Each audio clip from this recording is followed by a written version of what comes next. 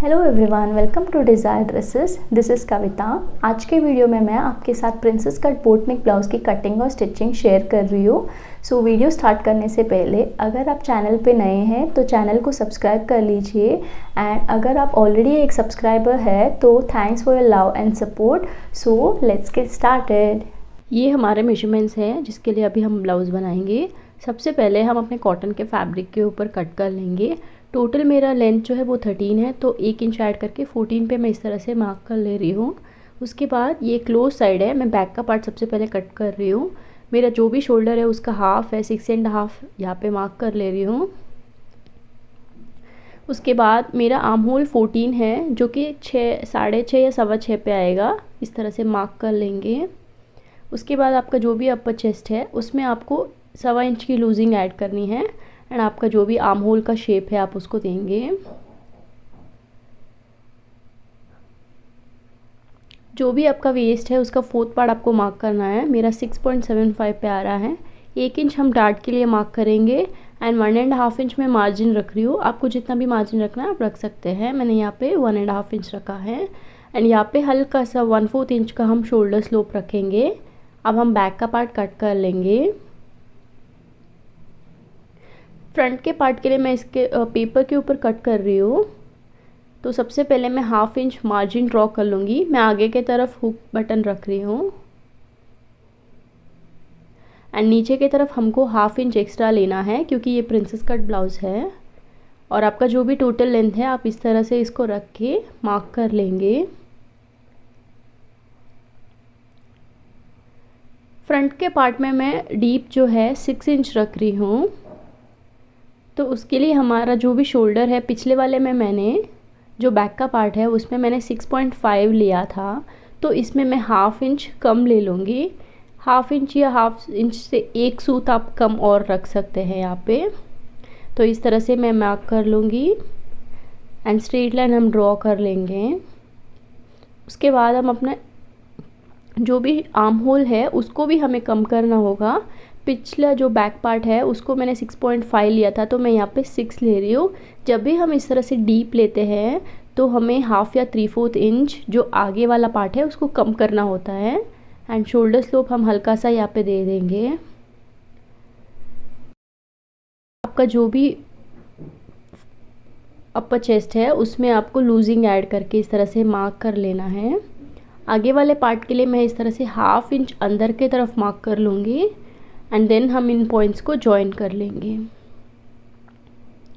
इसके बाद एक बार आप चेक कर सकते हैं आपका आर्म होल। जैसे 14 आपका आर्म होल है तो एटलीस्ट 7.5 आना चाहिए। तो ये हल्का सा ज़्यादा आ रहा है, तो आप इसको और ऊपर कर सकते हैं। बिकॉज़ बहुत ज़्यादा होगा तो फिर आपको सिलाई में एडजस्ट करना रहेगा, अदरवाइज़ आपका यहीं पे एडजस्ट हो जाएगा तो फिर आपको प्रॉब्लम नहीं होगी। अब मैं आपका जो भी बस्ट पॉइंट है वो मार्क कर रही हूँ।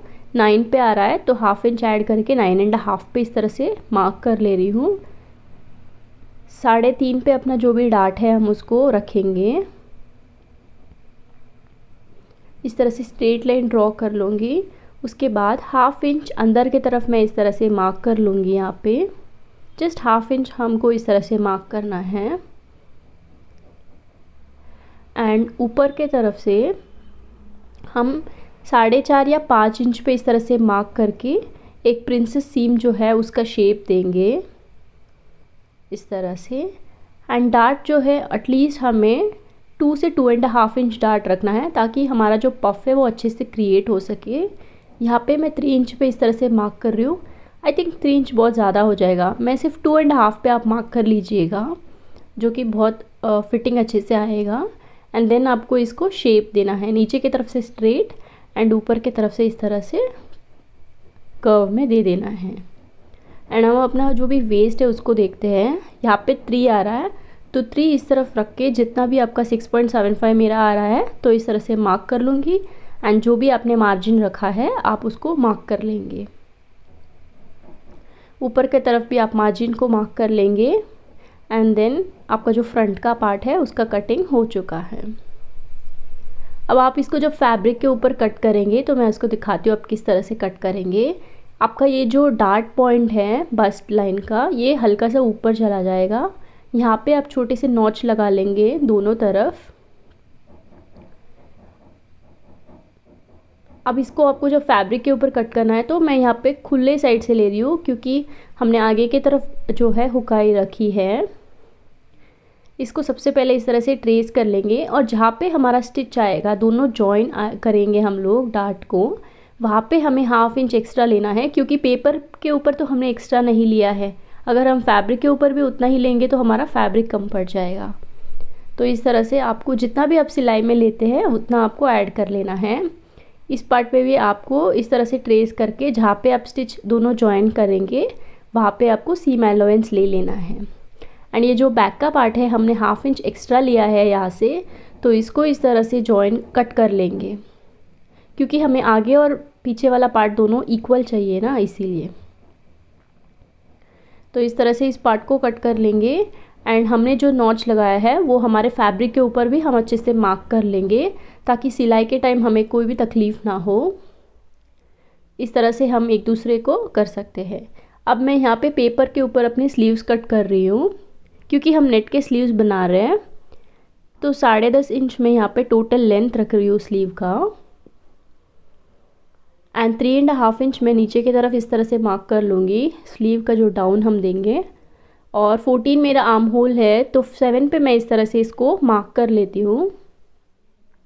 उसके बाद मैं यहाँ पे मार्जिन सिर्फ 1 इंच का रख रही हूँ। मुझे स्लीव्स में ज़्यादा मार्जिन नहीं रखना है, क्योंकि ये नेट का फैब्रिक रहेगा, तो फिर अंदर बहुत ज़्यादा मार्जिन होगा तो अच्छा नहीं लगेगा। अब आप अपना जो भी फ्रंट और बैक का शेप है उसको देंगे।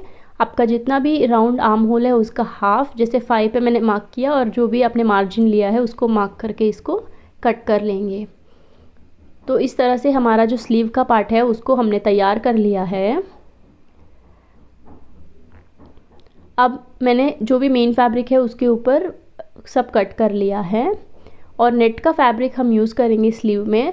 तो जितना भी आपका स्लीव है उससे आपसे 3 to 4 टाइम्स आपको एक्स्ट्रा फैब्रिक लेना है, ताकि आप जो है चुन्नटें क्रिएट कर सके, गैदर्स जो हम बोलते हैं। यहाँ पे पफ स्लीव्स में बना रही हूँ। तो सबसे पहले ये मेरा स्लीव्स है, मैंने यहाँ पे 2 पीस कट कर लिया है। ये बहुत लंबा है, इसको मैंने फोल्डेड में रखा है इस तरह से। ये जितना भी साइज़ है उसका 3 टाइम्स ज़्यादा है ये फैब्रिक। तो सबसे पहले आप नीचे की तरफ स्टिच लगा के, लूज स्टिच आपको लगा के इस तरह से गैदर्स क्रिएट करना है।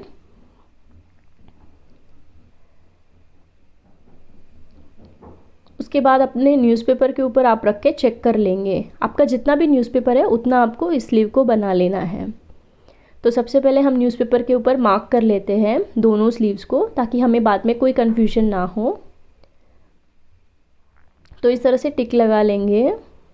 उसके बाद हम कोई भी एक स्लीव का पार्ट लेंगे और उसके ऊपर हमें इसको स्टिच कर लेना है एक साइड से।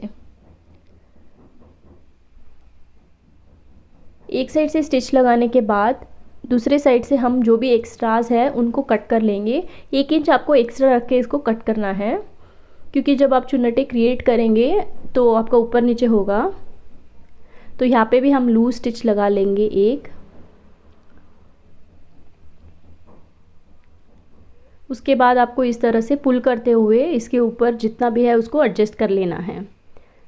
तो इसके ऊपर आप एडजस्ट करके एक और सिलाई लगा लेंगे ऊपर की तरफ। दोनों स्लीव्स को आप इसी तरह तैयार करेंगे। अब जो भी एक्स्ट्रा फैब्रिक है हम उसको कट कर लेंगे। तो मैंने यहाँ पे दोनों स्लीव्स को इस तरह से तैयार कर लिया है।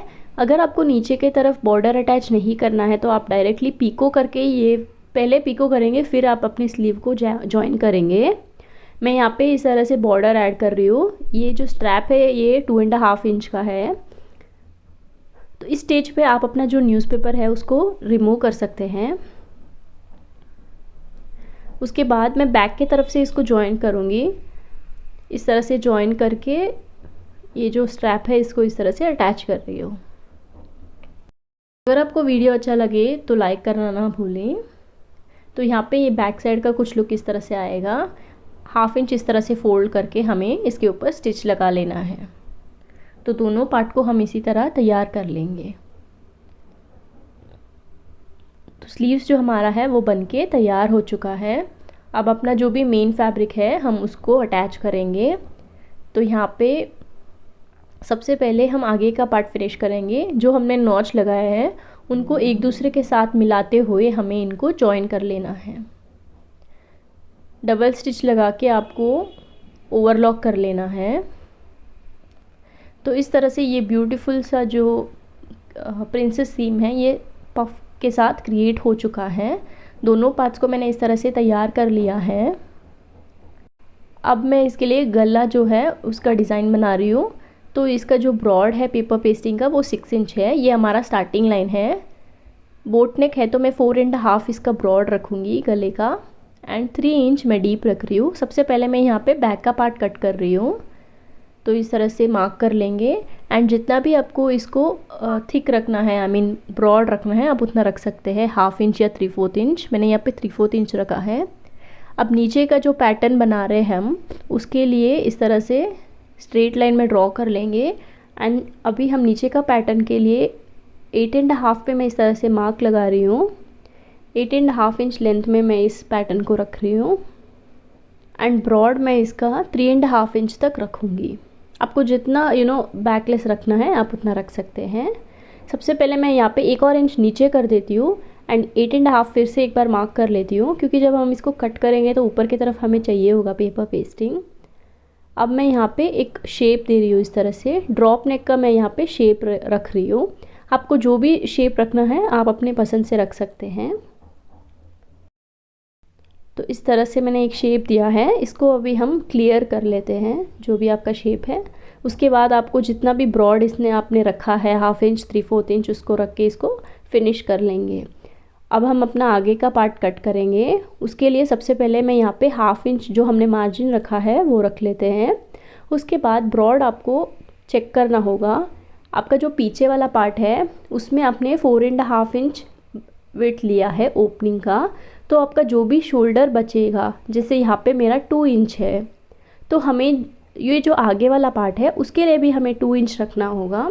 तो सबसे पहले हम इस तरह से 2 इंच मार्क कर लेंगे। उसके बाद जो भी पार्ट बचेगा आपको उतना ब्रॉड रखना है, क्योंकि आपने आगे वाला शोल्डर कम लिया है तो यहाँ पे 4 इंच आ रहा है।